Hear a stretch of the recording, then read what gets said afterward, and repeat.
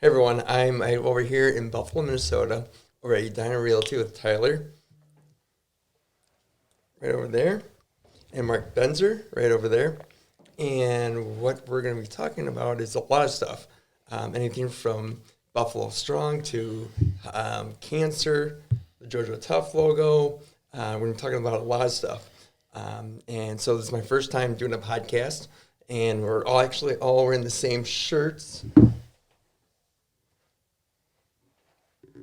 Right there, and was not. I swear, these two might have. But I didn't know what you were going to wear. I didn't know what they were going to wear. It's kind of funny, but so this is what we're going to be doing, and just chatting away here. Coming out tomorrow. Yeah, and then it'll be out on the radio. Nope, Facebook, YouTube, or YouTube, wherever you get your podcast. Wherever you get your podcast. So tune up on your podcast. Thank you. Well, let's get it started here. Oh, it's going to fade in, but we're all good. All right. This is the Buffalo Community Podcast, all about the greatest small town in the USA, the people in it, and how it all works together. Here are your hosts, Tyler Reiss and Mark Benzer.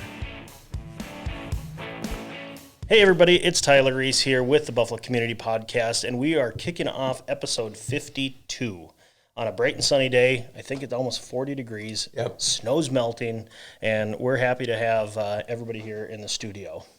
Yeah. Yeah, I'm excited. Yeah.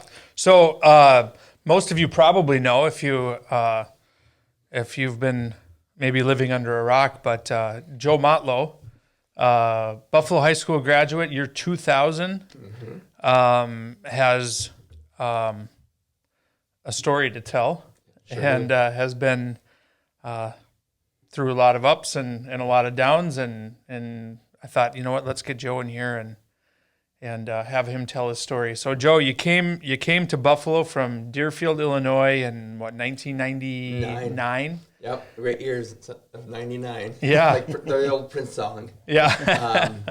And the reason why we moved out from Deerfield to Buffalo, we looked around my junior year at anywhere from Stillwater to Elk River to Monticello, Wayzata, and then just found Buffalo and saw that it's a brand new school. It was 2 years old. And the town was slowly growing, and it was a good 30-minute drive from my dad to his office in Maple Grove at the time, and it was just a nice change to get out in the country. And so and then I just learned in the Buffalo ways of people out snowmobiling or hunting before and after school, and so kind of learned the redneck ways, I guess, of Buffalo, Minnesota. Yeah. But I've really enjoyed my time out here in Buffalo. I live in New Hope now, but I've definitely made a lot of friends. It doesn't matter of age or whatnot, or reconnected with friends over the years. So that's always a nice thing too, as well. And like I said, I mean, as you get older, life gets busy, but at the same time, you still can make time to hang out with friends or do a podcast with your friends. Sure, right. So I guess you graduate from high school, and I know you've worked, different jobs and different careers, and a lot of them have been, like in sales related. Yep. You've always been a very personable guy. But I think probably the biggest thing is, take us through, maybe some of that period and then how it led into your cancer diagnosis and where we are today. So over the years, like I said, I went from building pole barns to coaching kids how to swim at Foss Swim School in Maple Grove for a number of years, and then got into lawn care sales with True Green for about 4 years, and then started getting into a company called Lindale Plant Services down in the cities, down there in Bloomington. And what we did interior and exterior landscaping. So say, for example, your office, you guys wanted some tropical plants in here. We would bring in some tropical plants that came in from Florida and come decorate them, have pots all set, and then have technicians come around every time, or once a week or whatever, twice a week, and maintain those plants. and then exterior. So say you guys wanted some pots outside. So we would put spring planting, summer planting, fall planting, and then winter planting in there too as well. So we did that. And then in the meantime of that too, for about 4 or 5 years too, I worked at Cabela's up there in Rogers. And so I was just, before having cancer, I was just working a lot. Sure. But still making my rounds with friends, but still just working a lot. And so, and leading up towards, having cancer now, coming June 15th will be 4 years. And how I found out that I had cancer, it was a really hot week in June. And I basically, we were working outside, and if you tried whipping the AP whip on me, I could not move my body any faster. And I was just like sweating away. I would go home with the AC on and still be sweating. And then taking a hot shower, a cold shower, still just be sweating. And then by like day 4, before finding out, I was also bloated and didn't eat. So I felt bloated on my right side.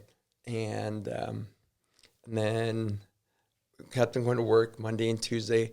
And then by Wednesday, the 14th, so my mom was my assistant manager, and she's like, hey, I made an appointment for you over there in Minnetonka at the Fairview. I'm right there off of 7. You're going to take your own truck. If you don't show up, I'm going to fire you. Thanks, Ma. Yeah, and then so we did some blood work. Come find out my platelets. Now, your platelets help you clot. So say like you cut your finger or had a bloody nose, that's your platelets. And your platelet level should be at low 150,000 milliliters to 450,000 milliliters. And mine was at 6,000. So if I had a bloody nose or a cut on my hand or my arm, I would have bled to death. And then the swollenness in my like ribs area come out my spleen. Now your spleen, as you know, it helps filters out a lot of things in your body. And mine was, your spleen should be about the size of your fist, and mine was about the size of 2 fists. And so if that exploded, I would have been dead. So that was just like, oh. And then the doctor at the clinic there, since they're not a hospital, was like, hey, we need to get you to a hospital. So she gave me a list of different hospitals around the area. And then I just picked Methodist Hospital just because, one, I was familiar with it because we did the plants around there. 2, it was right up the road. 3, I live in New Hope, and I was actually thinking selfishly about, not really about myself. So I knew if I was going to the hospital, I would have family or friends stay at my place right there in New Hope. So they would stay there and then just drive 15 minutes over to Methodist. And then, so on the 15th, after doing a bunch of blood work on the 14th and being admitted in the hospital at 9 in the morning, that's when I found out that I had cancer. And so I met my doctor. His name was Dr. Zilla at the time, and young doctor. And so we went over some things, and then about 5 minutes later, my mom comes walking in. She's like, whoa, what's going on? And so I'm like, hey, sit down, and told her what's going on, that I had leukemia and ALL, that is. And with that one, too, it's normal. It's actually more of a children's cancer. And so, or a 50 plus. And here I was at 35. And now I'm 39. I'm curious. Were you even thinking cancer at No, that time? Not at all. I mean, I thought I had like a summer flu, and didn't think it was going to be cancer at all. I just thought it was like a summer flu. I was drinking a lot of Gatorade and a lot of water. Sure. But would have never thought that it was going to be cancer. Wow. I mean, I can't imagine that. So doc comes in, says you have leukemia. Yep. Your mom comes in, you tell her to sit down. Yep. How'd that go? Not so well. So telling your mom or and your wife or whoever, I mean, that's when you kind of break down and you start crying, you know, and you're like, oh my gosh. So the first 10 minutes, we kind of cried it out. And then I asked my doctor how long I was going to be there for. And he's like, you can be here for a month or 2 months. So then from there, I was like, all right, well, if I'm going to be here for that long, I just wiped away my tears, pulled my big boy pants up. And so here's a crazy story. So then I had a nice big room too. So then I was just thinking, oh, we're going to have fun here. Yeah, right? right. And so we talked about seeing if we can have like bags being playing in there, like bean bags. Sure. You know? And my doc and my mom were like, what? I'm like, yeah, Dad's got a set of bags set. We can just play right here or play in the hallway. And the doc's like, we normally like to have our patients rest around here. And I was like, oh, he's not one to rest. Yeah. And so, and then a few days later, my cousins Danny and Lisa and Mark got together and bought me this portable pop-up beanbag set. And we played bags in my room and also in their new patio area. Sure. So Methodist actually it was actually a lot of fun. I mean, as crazy as that sounds. All things considered. Yeah, things considered. Like I said, you know, the funny part too. So I've lived here now for, 21 years, 22 years. And I've made a lot of friends, a lot of different friends and whatnot. And so the first 2 weeks, there were so many people coming and going each day. I mean, probably from 9 in the morning to 9 o'clock at night, I'd have at least a good 30 or so people, maybe even more, show up. And my nurses and my doctors were noticing all this. And they asked my mom, my mom just said, like, who is your son? Is he some sort of like baseball player or you know? And like, no, he's just Joe. He just knows a lot of people. Yeah. And so, but, you know, the great thing about knowing that amount of people, but it doesn't really matter how many people, they all came together. They met each other through me in or out of the hospitals. And they ended up coming together and making bracelets for me or T-shirts. They wanted to do hats, but we just like, hey, that's just too much. Yeah. But like I said, I mean, the crazy part too about having cancer, like I said, it doesn't matter how many people you know or those 5 people or those 3,000 people, they're all going to be there for you. They're going to be writing you letters or checking on you or come visit you in the hospital, bringing you things or sending you things in the mail or doing whatever they can to help you out, like in a fundraiser way, or making a benefit for you, try and get a benefit going for you.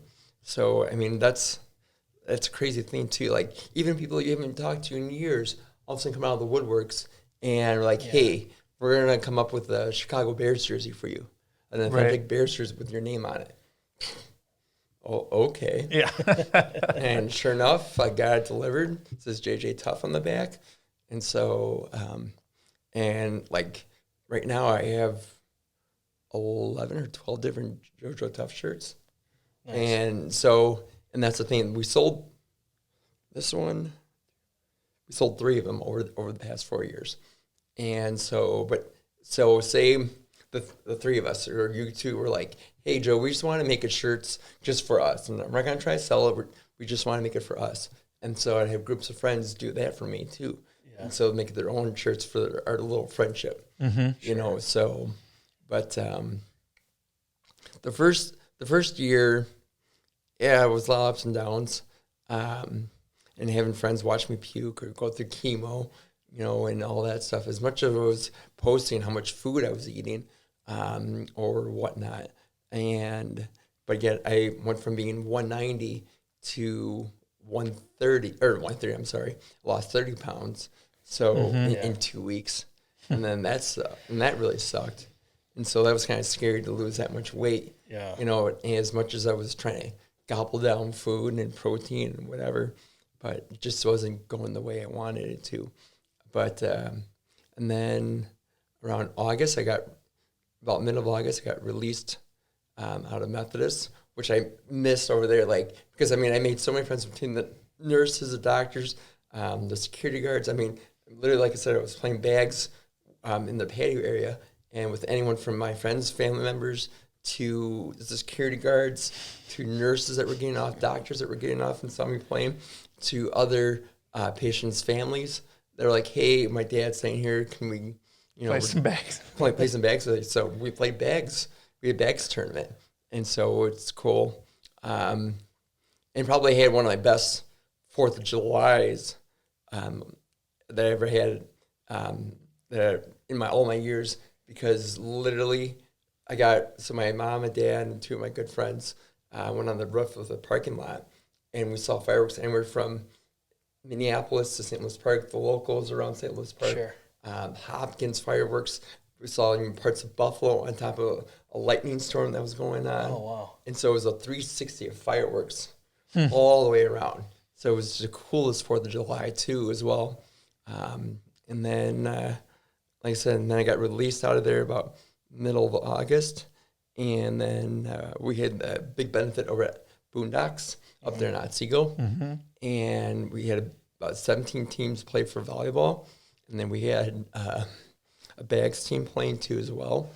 And that was probably, I've never been married or anything, but that was like a wedding. From 8 in the morning to about 10 o'clock at night, there was 600 people that showed up for that. And then we also had kind of a raffle, too, as well, to help out. So people were donating anything from WWE seats, thanks to Joe Rude. Sure. Yeah. And to bicycles, to anything from like car wash stuff, or beauty products, anything from their salons. Mm-hmm. So, we had quite a bit of it. And bikes, we had a lot of items. Awesome. Yeah, you saw them all. Yeah. Yeah. Absolutely. And so... Any weird things? Any weird things? Professional wrestling tickets. Yeah. Because you don't see those on the raffle very often.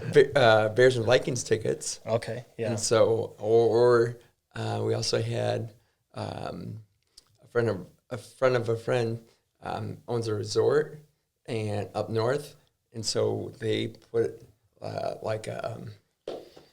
I can't think of it, like just a package for that. Sure. Cool. So,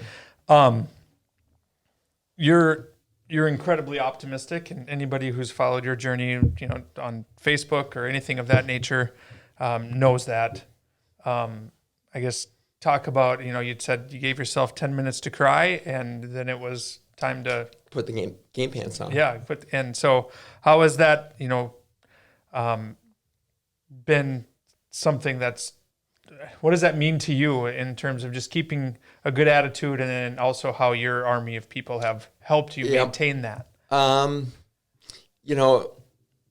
Because there was twice that I wanted to give up. One was when I was going through my first bone marrow transplant with my brother Sam, and I got really sick with something called the rhinovirus.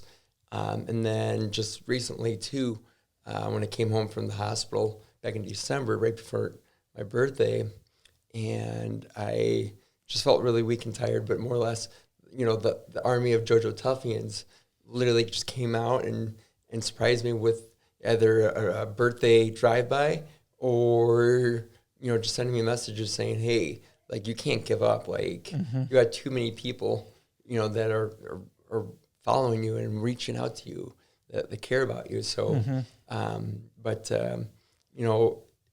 but it's also mind over matter game too. It's like either A, you can sit there and whine and cry about it, or you can sit there and try to enjoy life, because you don't know how long you have. And so you can, like I said, when I was in and out of hospitals, a good friend of mine named Holly Reiss, we would cut my hair in different designs. And so I didn't want to be one of those sad patients and watching the hair fall out and whatnot. So we, anything from zigzag lines to a mohawk to Sure. whatever. So like I said, you don't want to sit there and ponder and feel sorry for yourself and have others feel sorry, as much as you feel sick and weak. Yeah. But at the same time, you got to kind of work on your own self and take care of your own self as well, and try to get there and show others that there's no giving up. Right. I don't even know if we talked about this. If we have, I forget. But you mentioned 2 separate occasions when you wanted to give up. But you've been diagnosed with cancer how many times? 5 times. 5 times. In 4 years. In 4 years. And on 2 occasions. I mean, not you beat cancer and then you get the news that it's back. And you beat it and then you get the news that it's back. Just that. This might be a dumb question. Is it the same cancer coming back? Is it a Same, different? yeah, same Okay, cancer, okay. same leukemia. Okay. Yep. Yeah. And that's the thing. I mean, so when I first had cancer, and here's a weird thing too. So medical terms, they look at it differently. In our terms, we look at it differently. So you get cancer, it's your first time. And then in medical terms, when it comes back, it's your first time that it came back. And then, but we look at it as, second time.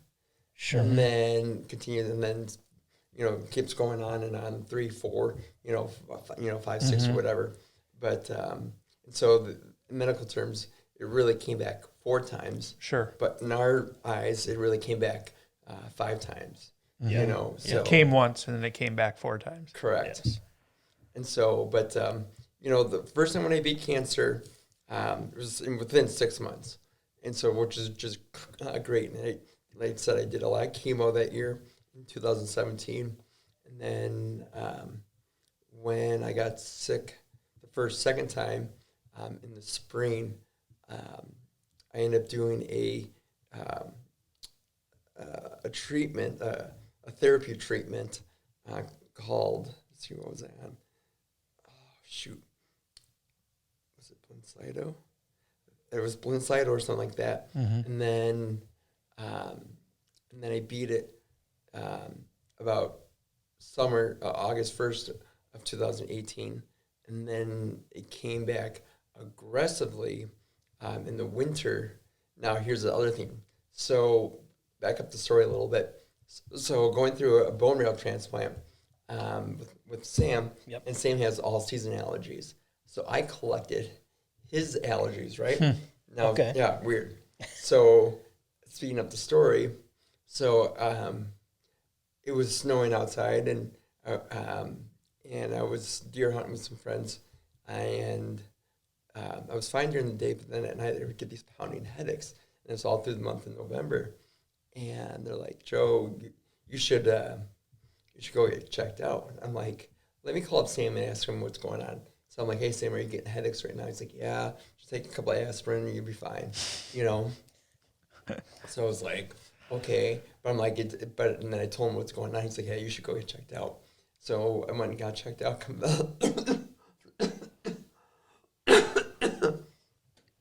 Come find out that Need some water.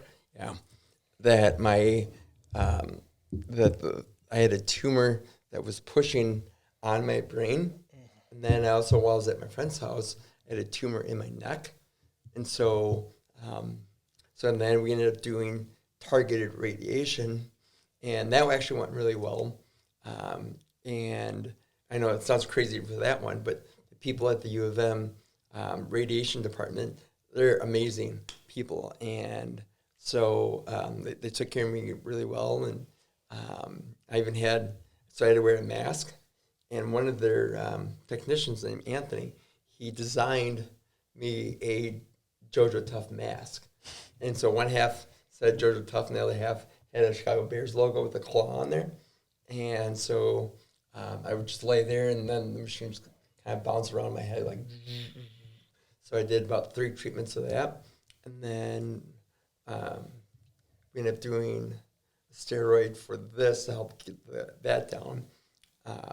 And then I beat it again around Easter, of 2019, and then it decided to come back in the beginning of summer, and I was having back pain, and come find out that I had these clamoras around my spine, and it was my lower spine, my mid spine, and a little bit on my upper spine, but not in my spine, but around it. And then we did radiation for that, which went really well. I just kind of laid on my back, and same thing. This machine just, and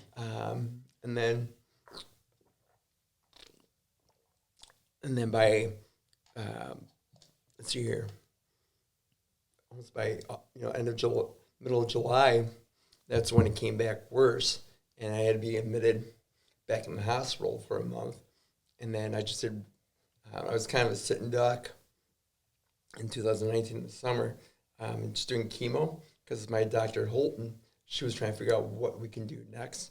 But we still had fun. A lot of friends came out of the woodworks. We played bags of the patio over the U of M area.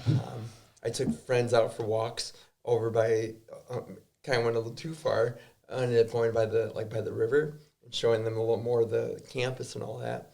And so they were quite surprised by that. And then had friends come from Illinois come visit me. And so that was a really cool thing too. And then my Dr. Holton, she came up with a plan, and I ended up doing something called the CAR T cell therapy. And this is basically round 4. And then what CAR T is where they take your own cells out and re-engineer them and then put them back into you. The only thing is I had to go out to Seattle, Washington for it. And so my mom and I, about we also did, before we left for there, we also did another fundraiser at Boondocks. It wasn't as big, but still a good amount of people showed up. Yeah. And then Mom and I left about middle of October for Seattle. And thank God that I have my aunt and uncle out there that live out there. So we spent the first week or so. But the crazy part, too, going out there, I thought I just slept funny. And I was having back issues in my C4, C6 area. And the week afterwards, come find out that my cancer made its way into my spine. Yeah. So that was a really tricky one. And we even talked to a spine specialist while we were out there. And she's like, hey, we've never really seen this kind of stuff happen before where it gets into the spinal canal there. And so, of course, we did more radiation. We did about three themes of treatments of radiation out there to help it out. And that went well as well. And then on sometime in November, we started the CAR T, and that was interesting. And then ended up at the hospital. Went from doing it at the clinic to doing it at the UW hospital and spending 2 weeks there.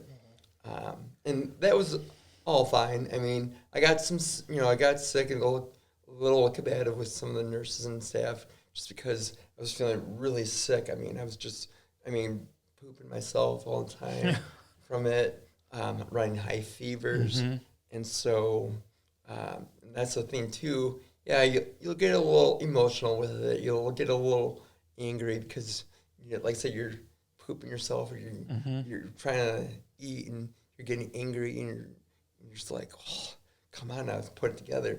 Thank God I had my mom with me. I mean, she's been my number one cheerleader throughout this whole thing. So she kind of put me in my place and said, hey, you got to be a little nicer. And, you got to put yourself together and be the Jojo tough and not show weakness, Mm-hmm. And so, and then last year, 2020, it decided in August, decided to come back again. But the crazier part was that following week we had clinic and we found out that came back was at 1%. And we actually were heading out back to Seattle for a recheck and some other stuff too as well. But unfortunately, with it being only 1%, and they couldn't take me because they wanted it at 5%.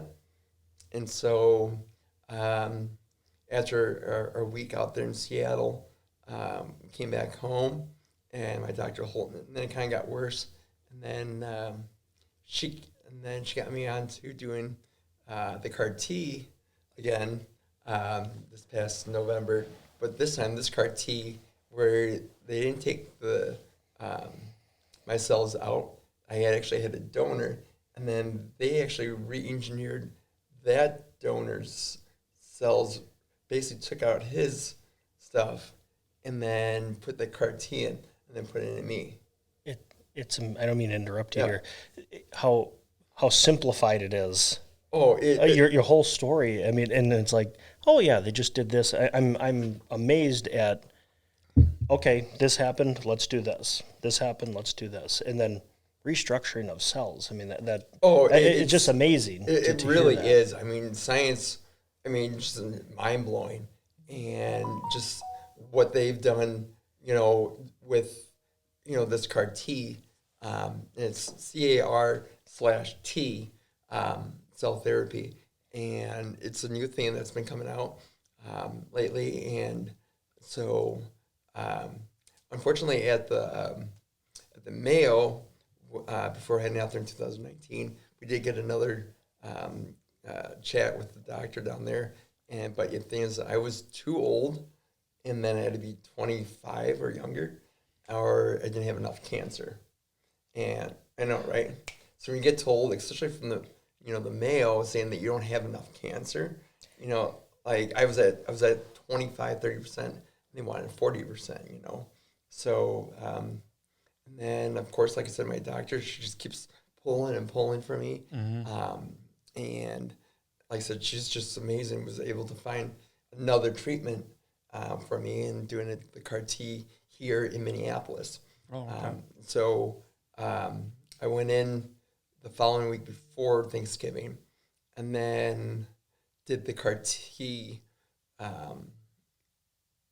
right before Thanksgiving. But then the crappy part was not on top of having cancer, doing the CAR T and chemo too, but I was in there too. I also got COVID in the hospital. So that even sucked too, but it wasn't bad. It wasn't like I was like on oxygen or anything like that. But it was more, I lost taste and I didn't lose smell as much. But so, and then again, lost some weight, during that time as well. Not as much as before. So this was Thanksgiving of 2020. Correct. Yeah. Yep. Now, with being in the hospital, in and out, especially in 2020, I mean, we're all familiar with COVID. Right. Did they do anything extra special as a cancer patient? I mean, is there anything different, or they just keep you basically not locked up, but they keep you in your room. Sure. And that's no bags, no fun, no parents, no visitors. Sure. And that was the thing that was so hard. Actually, I fell into. I mean, I don't get depressed a whole lot, and I fell into a little bit of depression.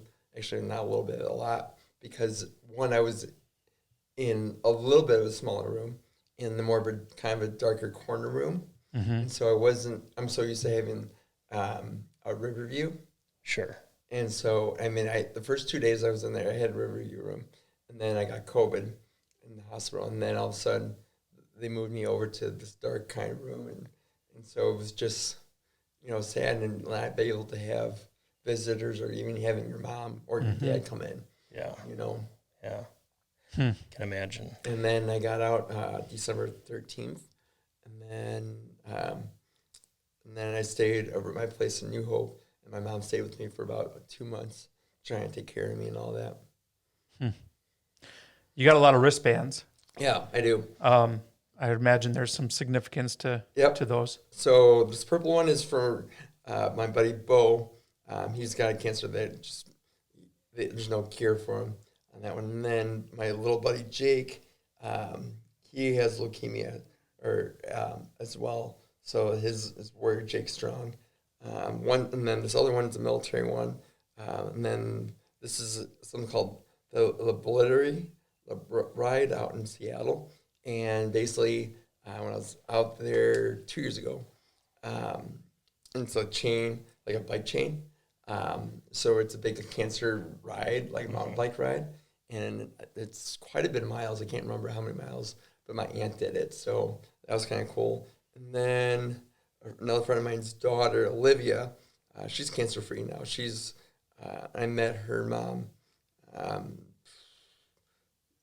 3-4 years ago, randomly in the parking lot by this donut shop by my place. And so, and then I talked to her about my story. She told my story. And then the rest of them are just mine. Two of them are, one was an older Jojo Tough one. Actually, I got bracelets for you guys too. They're in my pocket. Cool. And then this stuff over here, friends of mine, the Millers, they like to be creative. And so they made me a couple bracelets here. One says 3-time champion, love Tim and Stacy. And then the other one says F cancer, Jojo Tough. And then the last bracelet they made for me basically says 4-time champion, and then love Tim and Stacy, Jojo Tough on there. And then this was just given as another friend of mine. She bought me a bracelet, and then another friend of mine gave me another bracelet. So, yeah, my brother makes fun of me because he's like, "What are you trying to be like, Johnny Depp?" Yeah. Well, you gave us some news when you came in here and said you had just had some scans and you're still cancer-free. So I think... I had the scans didn't tell me on that. It was more on this bone marrow biopsy.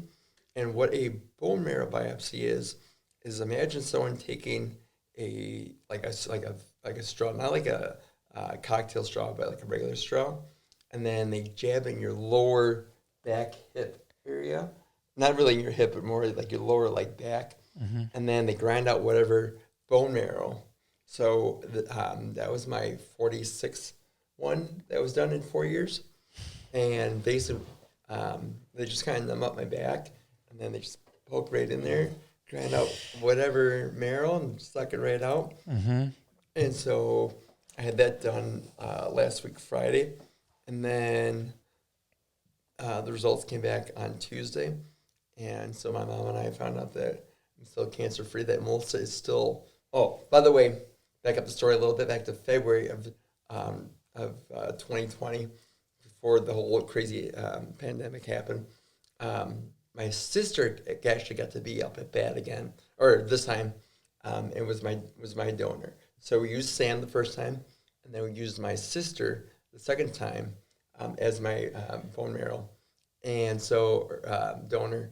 And so now speaking of things, saying that this report came back on Tuesday that Melissa's still 100% inside of me, so which is good.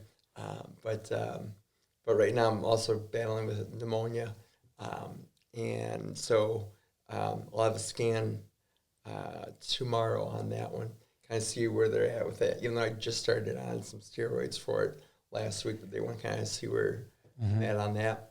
And then, so right now I'm feeling all right. And also I got mono too. I don't understand how, but and then something called the Epstein-Barr virus too as well. And so, and then something called graft versus host. And so with that, basically, kind of can be actually like an internal, so like a skin damaging, or it can be external in your stomach. And so I've just been having some issues with like just going to the bathroom, and so just kind of like losing my protein numbers.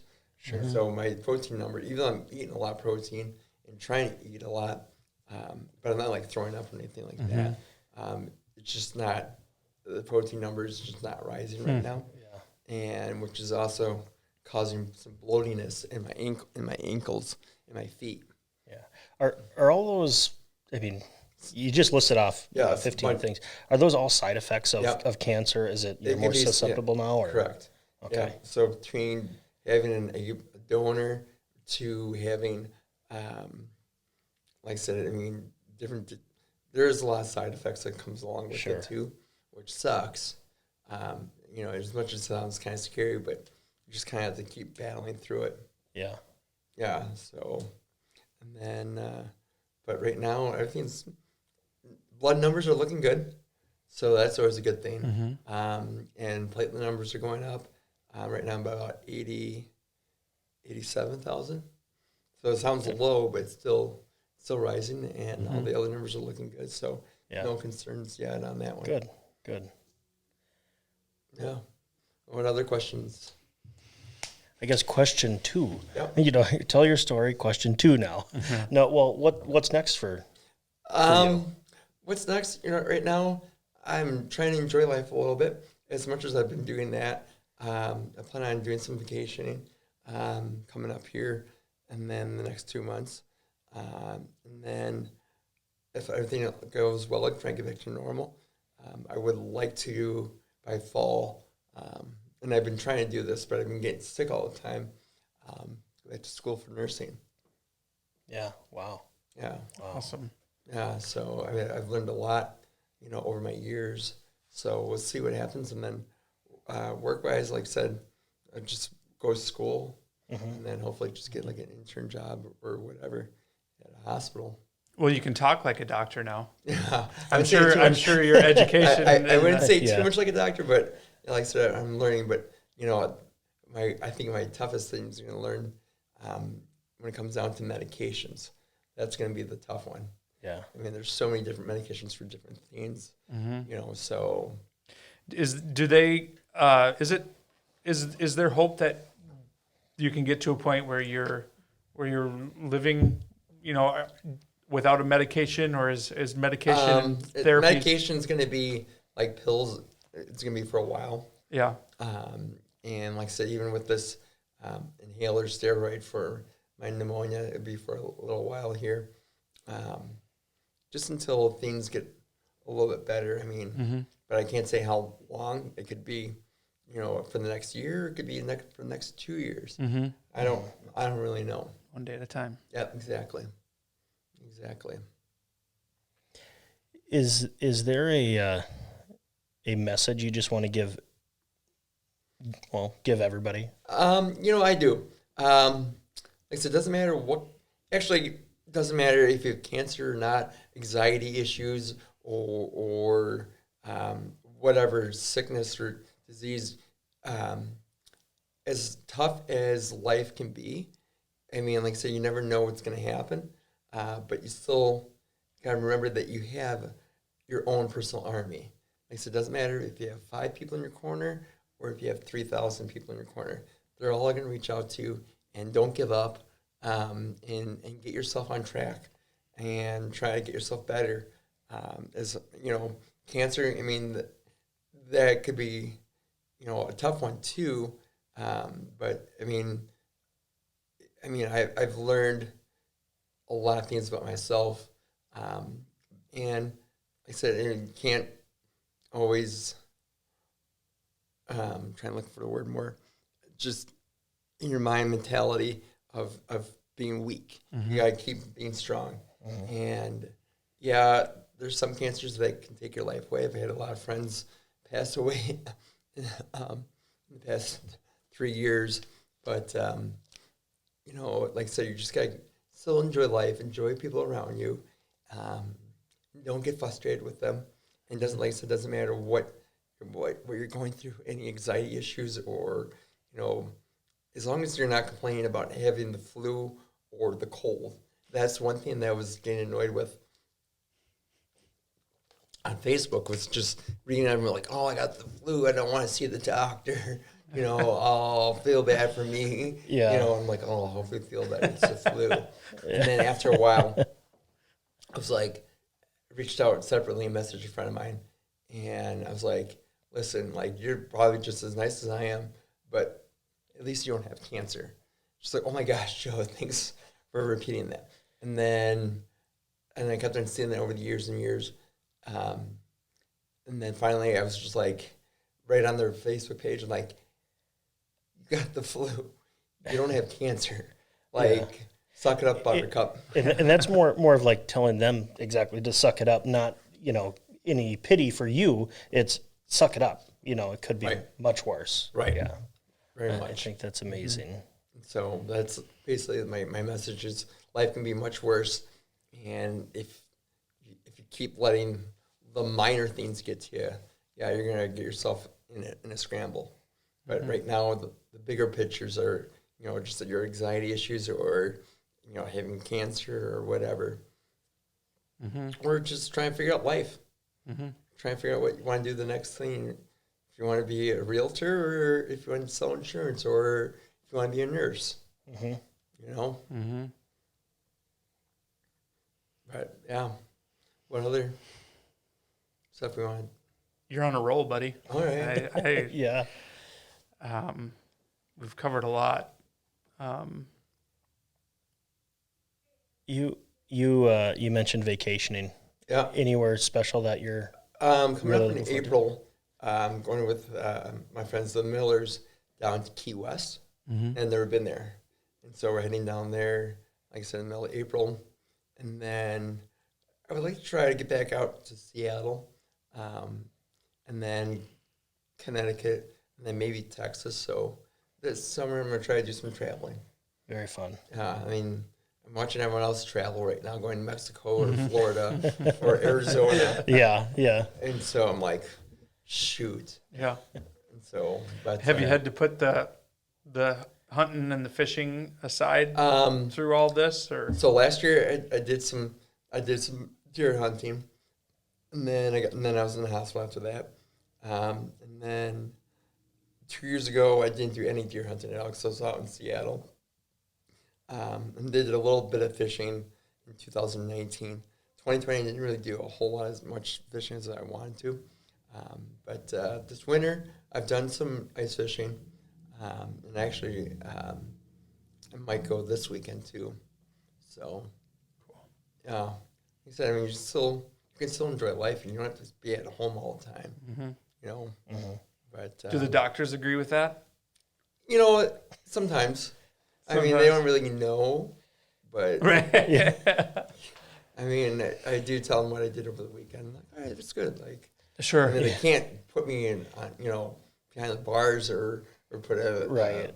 a chain link fence or a chain link on me and say, no, you're not going. Yeah. You can't be. That's always been one thing that, as I see you throughout the years, these last 4 years, you haven't slowed down too often. No. You've been out and about, and I always thought and questioned in my head if this was just Joe being Joe, Yeah. kind of doctors might not love it, but Joe's going to do this, Yeah. or if it was really something that was encouraged and continue to live life and be active. Yeah, I mean, I was always an active person beforehand, but there was a lot of shoulda, coulda, wouldas, in which I never did. I'm like, oh, that would have been fun to do.